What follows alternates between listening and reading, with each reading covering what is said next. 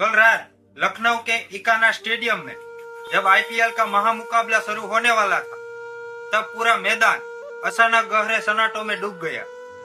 दोनों टीमों के खिलाड़ी ने सिर झुकाकर 1 मिनट का मौन रखा। केवल मौन ही नहीं, बल्कि लखनऊ और चेन्नई के सभी खिलाड़ियों ने अपने बाएं पर काली पट्टी बांधकर मैच खेला।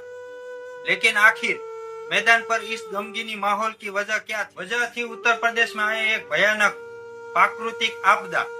हाल ही में राज्य के कई जिलों में आए विनाशकारी आंधी, तूफान और ओलावृष्टि ने भारी तबाही मचाई, जिसमें 110 से ज्यादा मासूम लोगों ने अपनी जान गंवाई। क्रिकेट के इस बड़े मंच से दोनों टीमों ने आपदा में जान गंवाने वाले लोगों को भावभीनी श्रद्धांजलि दी और प्रभावित परिवारों के साथ एकजुटता खड़ी की।